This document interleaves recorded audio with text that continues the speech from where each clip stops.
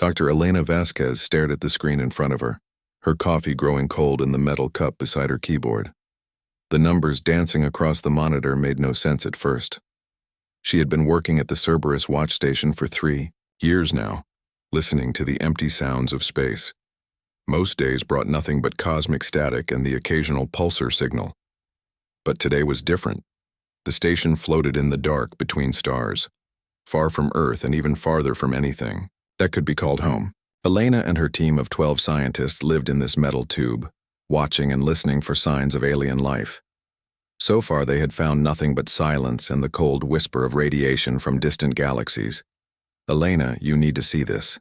Dr. James Park, her second-in-command, pointed to another screen. His voice carried an excitement that Elena had not heard in months. The signal is not random, it has patterns. Elena moved to his station and looked at the data flowing down the screen like digital rain. The signal came from somewhere in the Andromeda Spiral, a place so far away that light took millions of years to reach them. But this was not light. This was something else, something that moved faster than anything humans understood. Run it through the math filters, Elena said, her heart starting to beat faster. Check for prime numbers, geometric sequences, anything that shows intelligence. James's fingers flew over the keyboard. The computer worked for several minutes, processing the alien signal through every test they had for artificial intelligence. When the results appeared, both scientists stepped back from the screen. It's not just intelligent, James whispered. It's desperate. The signal contained mathematical proofs that showed advanced understanding of physics and chemistry. But underneath, the science Elena could sense something else. The way the numbers repeated, the urgent rhythm of the transmission. It felt like someone screaming for help across the vastness of space. Elena called the rest of her team to the main lab. Dr. Sarah Kim, their best computer programmer, worked to decode more of the signal. Dr. Martinez, who studied alien languages that did not exist, tried to find patterns in the mathematical sequences. Everyone worked without speaking, sensing that they had found something important. Hours passed. Elena's back ached from leaning over computer screens, but she could not stop working. Slowly, piece by piece, the signal began to make sense. It was not just one message, it was thousands of messages, all sent at the same time, all carrying the same desperate plea. "I've got something," Sarah announced. Her voice was tight with tension. "The signal includes star charts. Whoever sent this is showing us where they are." The star map appeared on the main screen. It showed a section of space thousands of light years away, with dozens of star systems marked in different colors. Green systems pulsed slowly. Red systems flashed rapidly, and some systems showed no color at all, just empty black dots where stars should be. "The green ones are safe," Dr. Martinez said, studying the patterns. "The red ones are under attack, and the black ones—" He paused, not wanting to say what they all understood. "The black ones are gone." Elena felt a chill run down her spine. Whatever was happening in that distant part of space was moving fast. The red dots were becoming black dots one by one, like lights going out in a great city. "Can you decode the actual message?" Elena asked Sarah. "Working on it. Give me a few more hours." Elena nodded and walked to the observation window. Outside, the stars looked the same as always, cold, distant, and silent. But now she knew that somewhere out there people were dying. Not humans, but people nonetheless.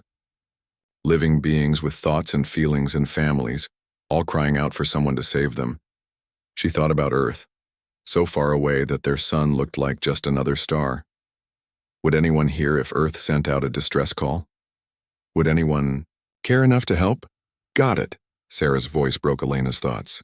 "The message is coming through now." Elena rushed back to the computers. On the main screen, words began to appear. Not human words, but the computer was translating them into English as the patterns became clear. "We are the Kelthari. Our worlds burn. Our children die. The devourers come like a plague across the stars, consuming everything in their path. We have tried to fight, but we do not know how. We are artists and poets, builders and dreamers. We create beauty, not destruction. The devourers know only hunger." Elena's hands shook as more text appeared. 17 of our worlds are gone. Billions of our people have been consumed, their essence turned into fuel for the enemy ships. We have found ways to send this message across the void, hoping that someone somewhere might hear our cry for help. We do not know if other species exist. We do not know if anyone will answer. But we must try, because if we do not, our entire civilization will vanish as if it never existed. The message continued with technical details about the enemy. The Devourers were described as biomechanical creatures that consumed entire planets. They turned living beings into components for their ships and weapons. They had no culture, no art, no purpose except to feed and grow and spread across the galaxy, like a disease. There's more, Sarah said. They're sending tactical data, ship designs, battle records, everything they know about the enemy. Elena watched as images filled the screen. The Kael'thari ships looked like works of art, all flowing curves and crystalline surfaces. They were beautiful, but fragile, designed by a people who had never needed to fight for their survival. The Devourer ships were the opposite, twisted masses of metal and flesh that looked like nightmares given form. How long ago was this sent? Elena asked. Based on the transmission patterns and the distance, about 6 months ago. But Elena, look at this. Sarah pointed to a small section of the star map. The attack is spreading. At this rate, they'll consume the entire Kael'thari civilization within a year, maybe less. Elena stared at the map, watching the red dots pulse like beating hearts. Each one represented billions of lives hanging in the balance. The Kael'thari had trusted the universe enough to send out their plea for help, never knowing if anyone would hear it or care. We have to contact Earth, Elena said finally. Command needs to know about this immediately. Are you sure? James asked. Once we report this, everything changes. Earth will have to decide whether to get involved in an alien war. Elena looked at the message on her screen, at the desperate words of a dying civilization reaching across the void. She thought about the Kael'thari poets and artists trying to fight an enemy they could not understand. She thought about their children facing a fate too horrible to imagine. Yes, she said. I'm sure. Send the message to Earth. Send everything we have. As James prepared the transmission, Elena looked out at the stars one more time. Somewhere, out there, people were dying while others lived in ignorance. But not anymore. The cry for salvation had been heard, and now humanity would have to decide what kind of species it wanted to be.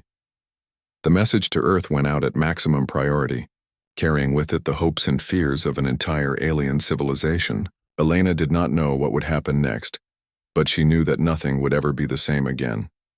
In the cold depths of space, the Kael'thari's desperate plea for help had found its way to the one species in the galaxy that had never learned to ignore a cry for help. Whether that would be salvation or something else entirely remained to be seen. Admiral Marcus Chen walked through the halls of Luna Command, his boots echoing off the metal floors with each step. The message from Cerberus Watch had arrived 12 hours ago, and he had not slept since. The weight of what Elena Vasquez and her team had discovered pressed down on him like the gravity of a dying star. The meeting room was already full when he arrived. 24 of humanity's top military leaders, scientists, and politicians sat around the circular table, their faces grim in the blue light of the holographic displays. These were the people who made the hard decisions that kept humanity safe. Today, they would make the hardest decision of all. Ladies and gentlemen, Admiral Chen began, taking his place at the head of the table. We all know why we're here. 3 days ago, our deep space monitoring station received a distress call from an alien species called the Kael'thari. They are facing extinction at the hands of an enemy they call the Devourers. The room stayed silent as Chen activated the main display. The Kael'thari's message played again, the desperate words hanging in the air like smoke. When it finished, the silence stretched on for several seconds.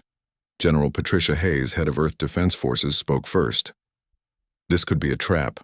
We know nothing about these aliens except what they've told us. For all we know, they could be the real threat, trying to lure us into some kind of ambush. The data suggests otherwise. Dr. Elizabeth Morgan, Earth's chief xenobiologist, replied. I've spent the last 2 days analyzing everything they sent us. Their technology, their language patterns, their cultural references, everything points to a peaceful, artistic civilization that has never fought a real war. Which makes them perfect bait, General Hayes countered. If I wanted to trick another species into helping me, I'd present myself as helpless and innocent too. Admiral Chen understood both points of view. In his 40 years of military service, he had learned to be suspicious of anything that seemed too convenient. But he had also learned to recognize genuine desperation when he saw it. Dr. Vasquez, Chen said, speaking to the woman who had discovered the signal. Elena sat at the far end of the table, looking tired but determined. What's your professional opinion?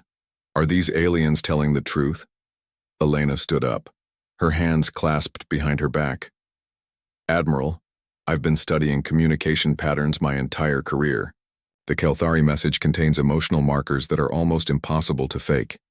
The fear, the desperation, the grief for their lost worlds. It's all genuine.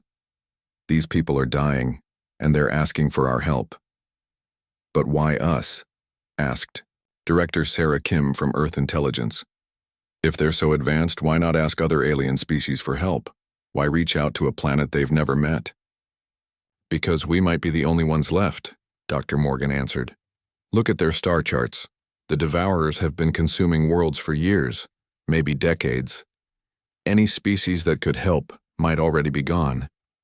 Chen nodded and activated another display. This one showed tactical data about the Devourer ships and weapons. The images were disturbing.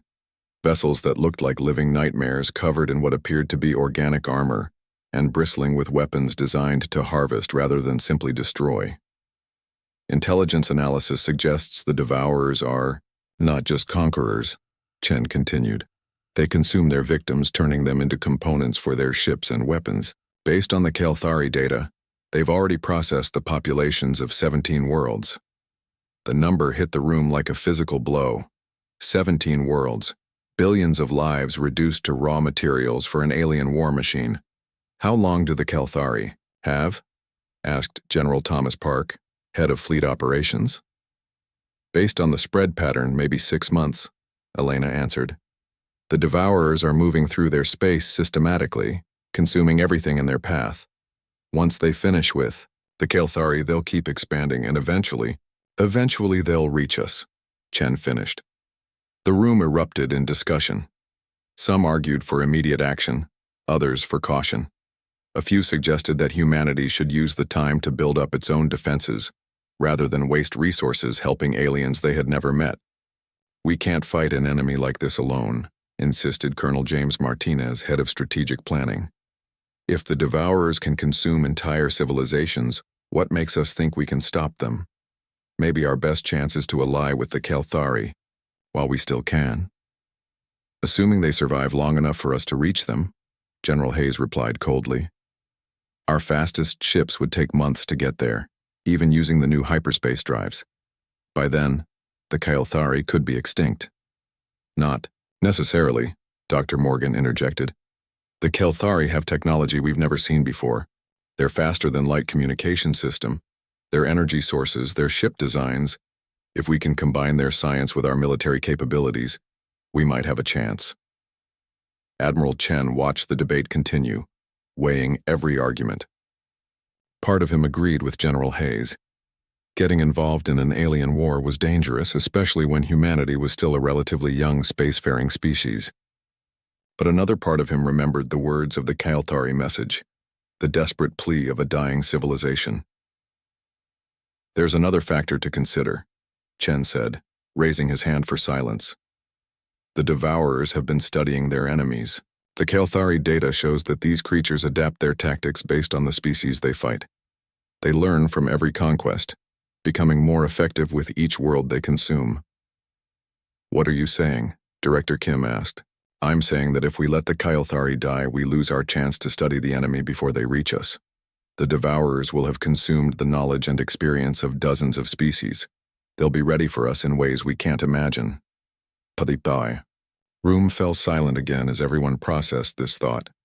It was a cold, practical argument, but Chen could see it resonating with the military minds around the table.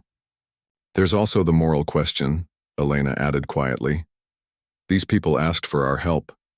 They reached across the void, not knowing if anyone would answer, because they had nowhere else to turn.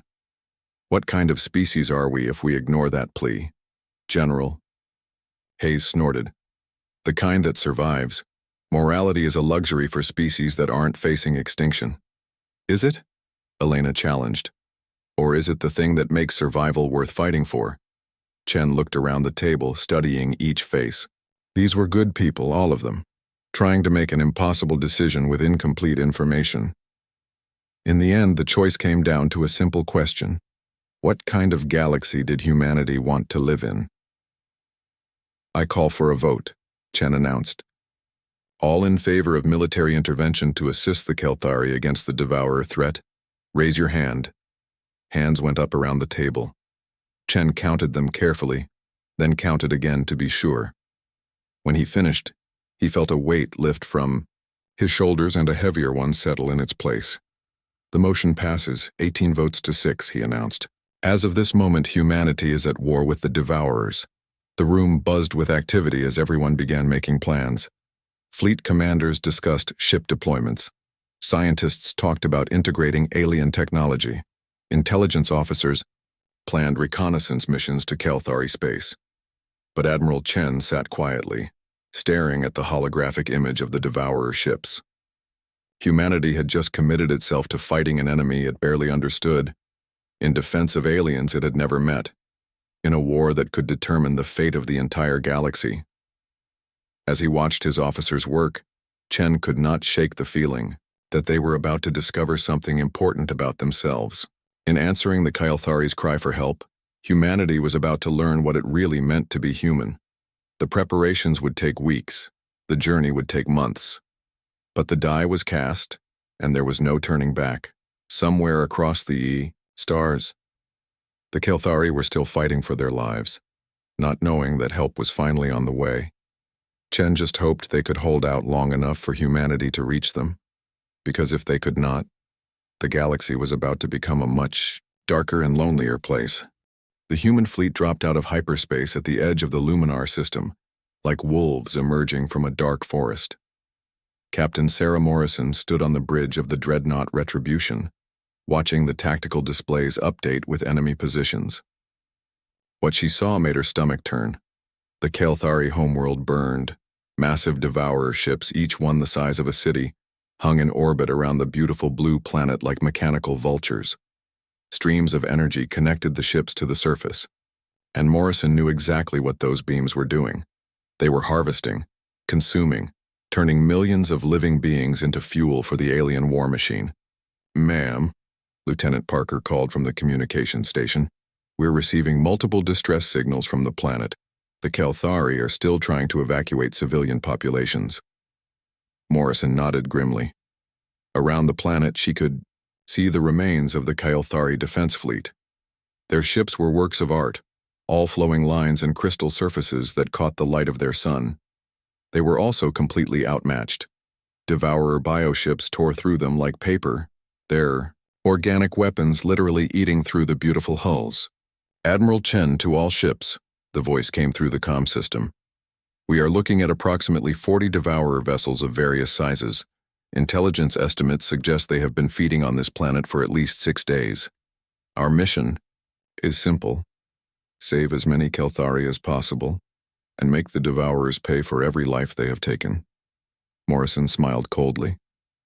She had been born on Mars during the colony wars, raised in a military family that traced its service back to ancient Earth conflicts. Her great-grandfather had fought in the Third World War. Her father had died defending Europa Station from pirates. War was in her blood and she was very good at it. All squadrons, this is Reaper, she said into her helmet comm, using her old call sign. Time to show these monsters what humans do to bullies. Remember, these things have been feeding on peaceful artists and poets for 6 days. I want them to regret ever learning what fear tastes like. The human fighters launched from their carriers like angry hornets. Morrison led the first wave in her modified Valkyrie interceptor, pushing the engines to maximum burn as they dove toward the closest Devourer ship. The alien vessel looked like a nightmare, all twisted metal and pulsing organic components. Weapon. Ports opened along its hull like hungry mouths. The Devourers opened fire first, sending streams of bioplasma toward the approaching human fighters. Morrison had expected this. The aliens were used to fighting the Kelthari, whose crystal ships were fragile and whose pilots flew with artistic grace rather than military precision. Humans flew differently. Morrison rolled her fighter into a spiral, pattern that no sane pilot would attempt, using the gravity of nearby debris to slingshot past the enemy fire. The other human pilots followed her lead, their ships dancing between the plasma streams in patterns that seemed impossible to predict. "That's it," Morrison shouted as her targeting system locked onto the Devourer ship's main weapon cluster. "These things expect us to fly pretty and die gracefully. Let's disappoint them." Her missiles slammed into the alien ship's organic armor, tearing through the biometal like teeth through flesh. Green fluid leaked from the wounds, and Morrison felt a savage satisfaction as she realized the ship was bleeding. Around her, the rest of the human fleet engaged the Devourers with tactics that made no sense to the alien minds. The Kelthari had fought with honor, their ships engaging in formal combat patterns that were beautiful to watch but easy to counter. The Devourers had adapted to this, learning to predict and overcome graceful, honorable opponents. But humans did not fight with honor. Commander Jake Patterson's assault ship slammed into a Devourer vessel from an angle that should have been impossible, his engines screaming as he used a damaged Kelthari ship as cover. The impact sent both vessels spinning. But Patterson's ship was designed to take punishment. The Devourer ship was not prepared for a collision attack. "This is Patterson to all units." His voice crackled over the comm. "These things are tough, but they're not expecting us to fight dirty. Use everything. Ramming attacks, debris shields, gravity slingshots. If it's crazy and dangerous, do it." The battle turned into chaos as human tactics met alien hunger. The Devourers had overwhelming firepower and numbers, but they had never faced an enemy that treated war as an art form of destruction rather than a formal dance of death. Morrison dove her fighter into the gap between two Devourer ships, firing everything she had at their shared energy conduit. The explosion tore both vessels apart, sending chunks of biometal spinning into space. She pulled up just in time to see a Kelthari ship trying to escape the battle zone, its crystal hull cracked and bleeding atmosphere. "This is Captain Morrison. Kelthari vessel," she called on the emergency frequency. "We are humans from Earth. We received your message. Help is here." The response came in accented but clear English. "Human ship, this is Ambassador Veltar of the Kelthari Diplomatic Corps. We did not believe anyone would come. Our fleet is destroyed. Our planet is dying. There are still millions on the surface who need evacuation." Morrison looked at her tactical display.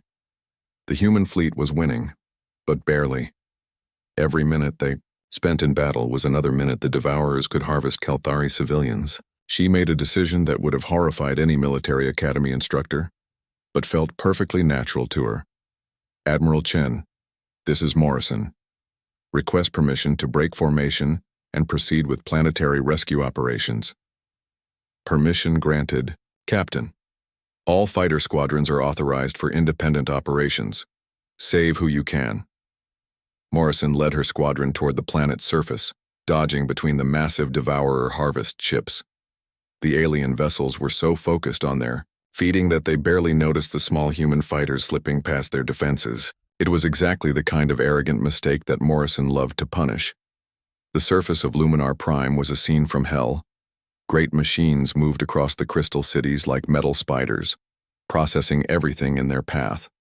Morrison could see streams of Kelthari civilians being herded toward collection points, their beautiful forms reduced to raw materials for the Devourer fleet. "All fighters target the processing centers," Morrison ordered. "Weapons free on anything that's harvesting civilians. And remember, if it looks too dangerous to attempt, you're probably not being aggressive enough." Her fighters dove toward the surface like falling stars, their weapons lighting up the sky. The Devourer ground forces had never seen anything like human close air support. Their biomechanical forms were designed to process terrified civilians, not fight disciplined military pilots who treated enemy fire as a navigation hazard rather than a deterrent. Morrison's cannons tore through a processing facility, freeing hundreds of Kelthari who had been waiting for death. She saw them scatter toward evacuation points, their crystalline forms catching the light as they ran.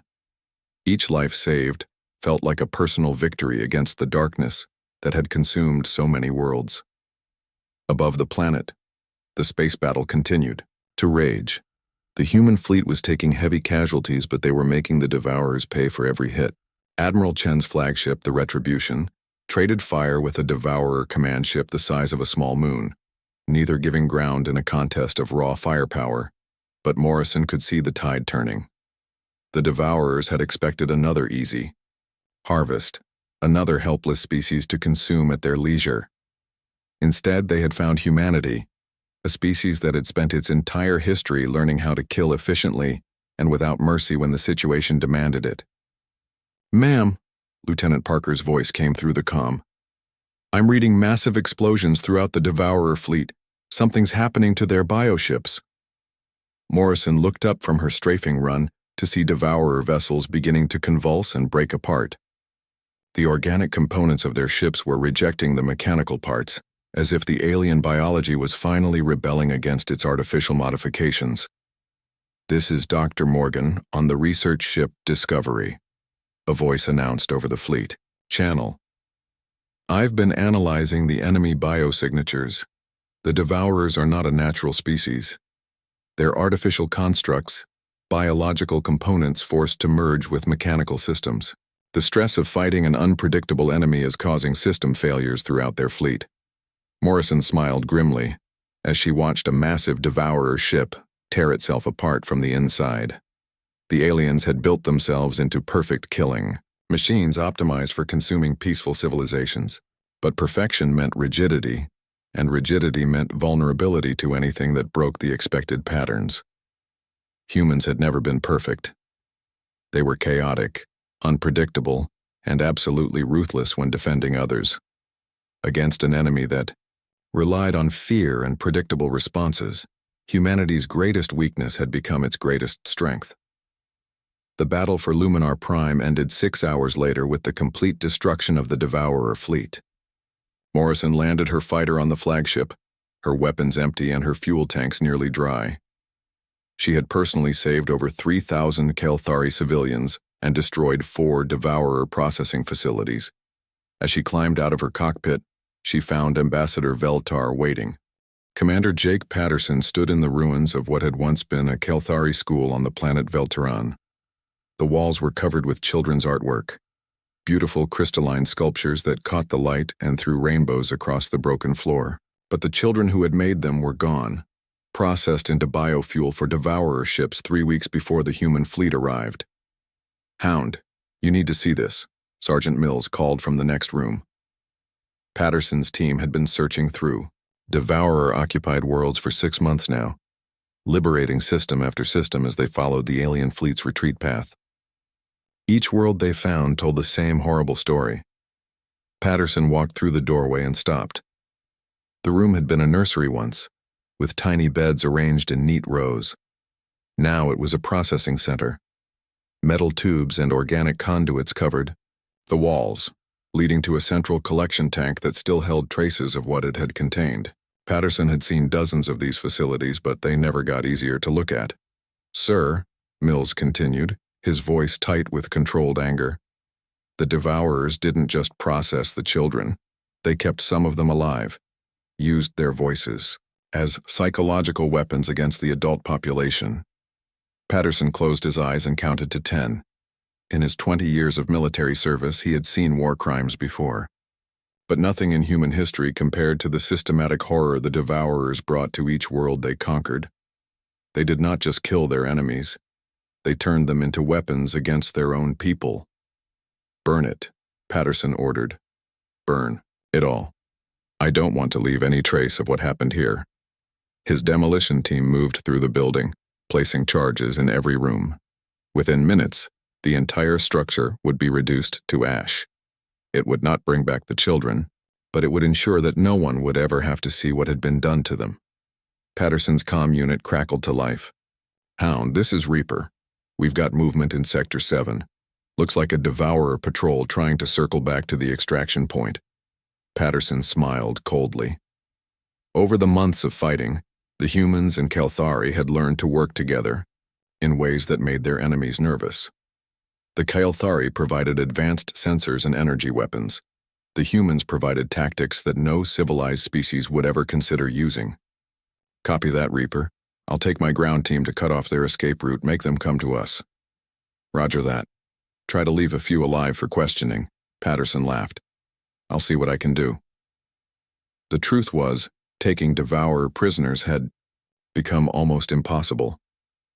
The biomechanical creatures fought with the single-minded purpose of machines, never surrendering and never retreating unless ordered to by their command structure. But over the months of fighting, human scientists had learned disturbing things about how the devourers were created. They had not always been monsters. Each devourer had once been a living being from one of the consumed worlds, surgically altered, and mentally programmed to serve the collective hunger. Inside every enemy soldier was the remains of someone who had once been a victim. Dr. Elizabeth Morgan had tried to explain it to the human commanders during their last briefing. The devourers don't reproduce naturally, she had said, her voice shaking. They create new soldiers by processing captured populations. Every enemy we fight was once someone's child, someone's parent, someone's friend. The knowledge made the war even more horrible, but it also made it more necessary, because if humanity failed to stop the devourers here, the same fate would eventually come to Earth. Patterson led his team through the crystal forests that surrounded the dead city. The Kalthari had built their settlements to work with nature, rather than against it, creating art from the living landscape. The devourers had strip-mined the forests, leaving behind twisted metal stumps that leaked toxic chemicals into the soil. Contact, whispered Private Chen, their scout. 3 devourers moving through the ravine about 200 meters ahead. They're hurting someone. Patterson raised his binoculars and studied the scene. The devourers looked like walking nightmares, their original biological forms warped beyond recognition by mechanical implants and surgical modifications. Between them stumbled a Kalthari civilian, probably one of the few survivors who had been hiding in the ruins since the initial attack. Standard rescue pattern, Patterson ordered. Chen and Martinez take the high ground, Mills and Rodriguez flanking positions. I'll go in direct and make some noise.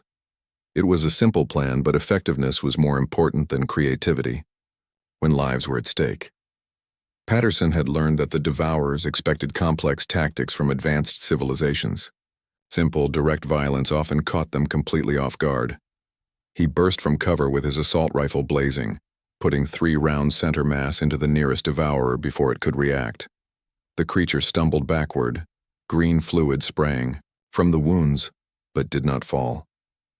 Its biomechanical systems began to adapt, sealing the damage and returning fire with organic weapons that shot streams of acid. Patterson dove behind a crystal outcropping as the acid ate through the air where he had been standing. This was why fighting devourers required special tactics. They could adapt to damage in real time, learning from each attack and becoming harder to hurt. Hound, this is Martinez. I've got a clean shot on the one holding the civilian. Take it, Patterson ordered. The sniper's bullet punched through the devourer's head, causing its entire body to convulse as competing biological systems fought for control. The creature released its prisoner and began tearing at its own implants as if trying to remove something that was causing it pain. Patterson had seen this reaction before. When their command implants were damaged, some devourers briefly remembered what they had been before their conversion. The awareness never lasted long, but it was enough to cause temporary system failures. The remaining devourer tried to retreat, dragging its damaged companion with it. Patterson's team closed in from all sides, their weapons targeting the organic components rather than the mechanical ones. It was a lesson they had learned through trial and error. The biological parts were always the weak point. The fight ended quickly.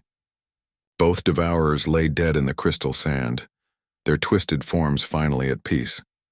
The rescued Kalthari civilian sat nearby, staring at the human soldiers with a mixture of gratitude and terror. "Are you injured?" Patterson asked, switching to The basic Kalthari phrases he had learned over the months of fighting. I am whole, the alien replied in accented English. But my family, the machines took my family 3 days ago. They made me watch while they changed. Them. Patterson felt the familiar cold rage building in his chest. Every survivor told the same story. The Devourers did not just kill their victims, they turned them into weapons against their own loved ones. It was psychological warfare taken to its most evil extreme.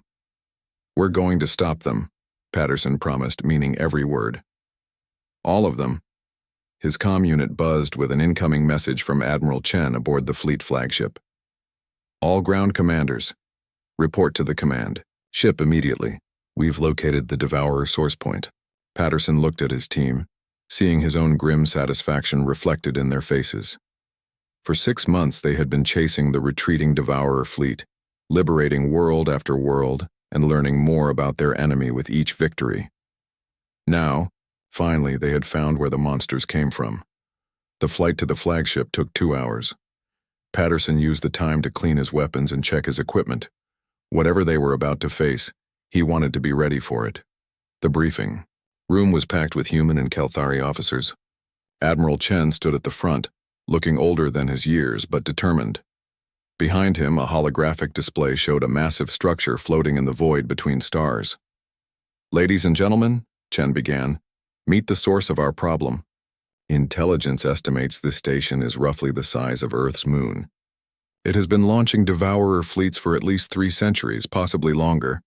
Every attack we've seen, every world that's been consumed, it all comes from here. Patterson studied the image.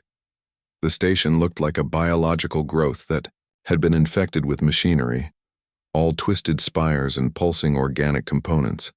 It was easily the most disturbing thing he had ever seen. What's our mission? Asked Captain Morrison, her fighter pilot's directness cutting through the formal atmosphere. Simple, Chen replied. We're going to destroy it completely. No survivors, no second chances. We end this nightmare once and for all.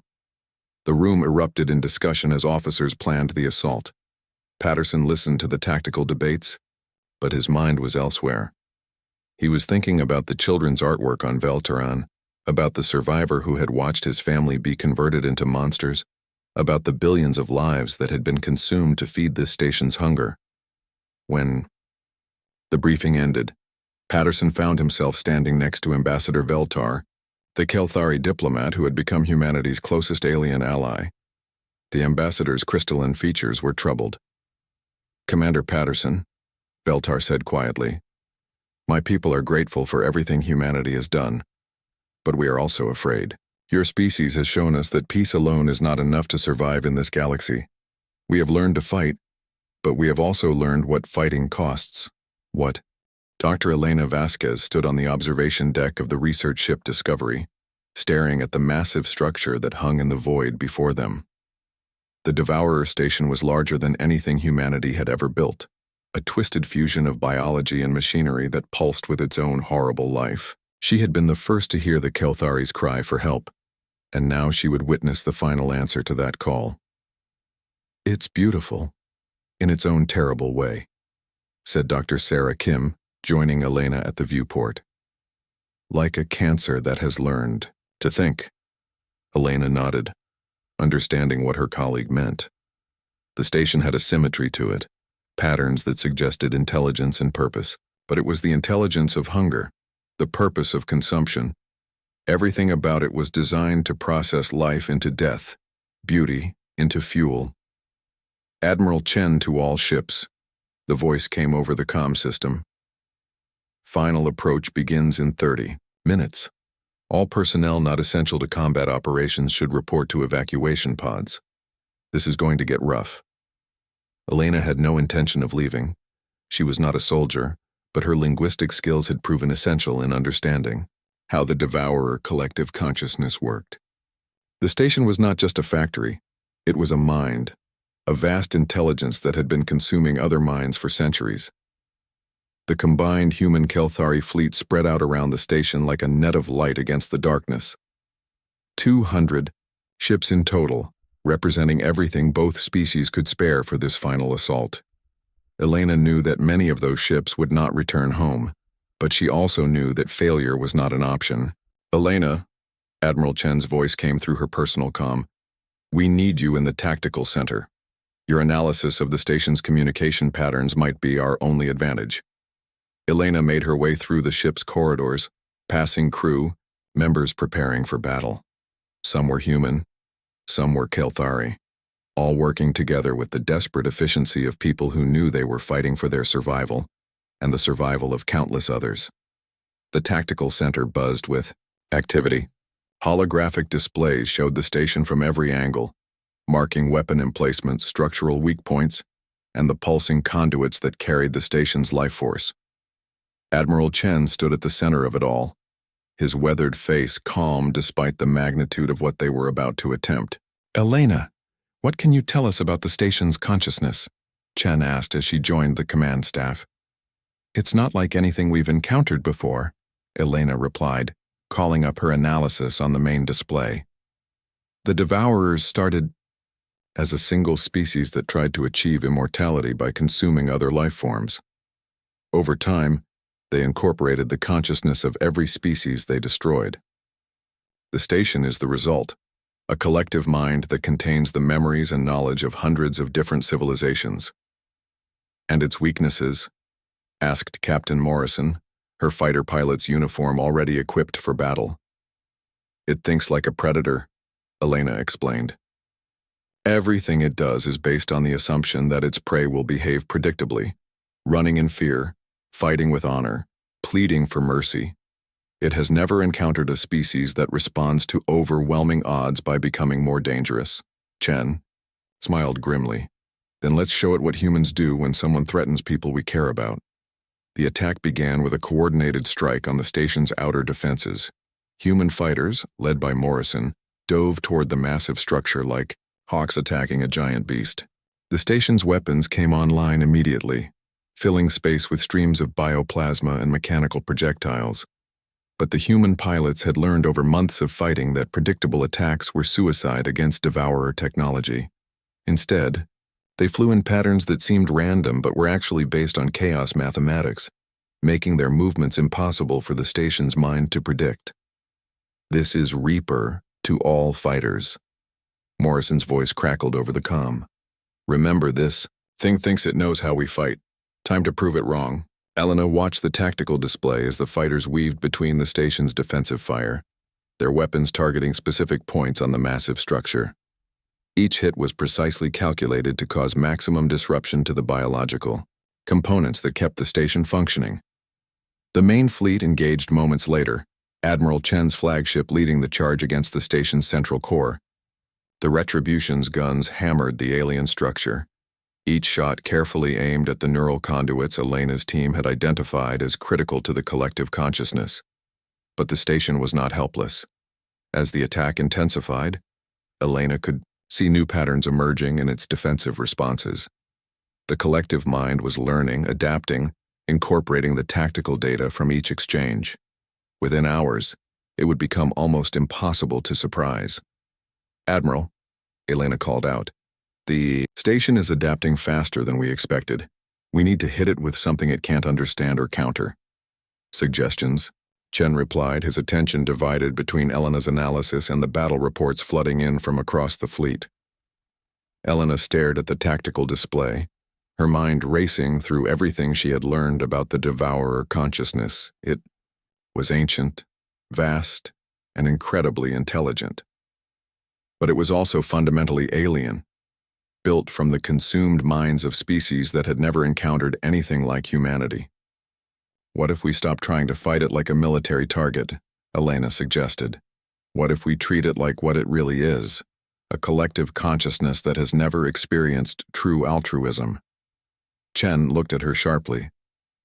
"What are you proposing?" "The station feeds on fear, despair, and the will to survive at any cost. It understands those emotions because every species it has consumed shared them.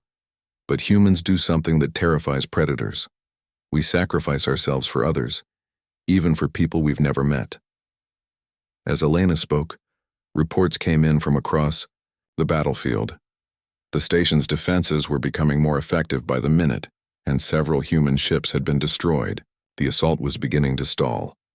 "Commander Patterson to all ships," a voice broke through the tactical chatter. "I'm reading massive structural damage to my ship. Engines are gone, life support failing. But I've got a clear run at the station's primary neural cluster." Elena's blood ran cold as she realized what Patterson was suggesting.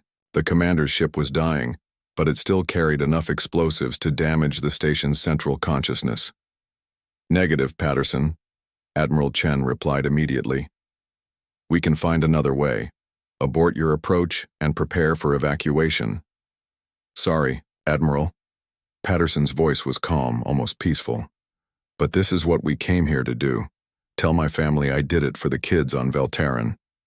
Elena watched in horror as Patterson's ship accelerated toward the station's core, ignoring the defensive fire that tore through its hull. She could see the logic in his sacrifice.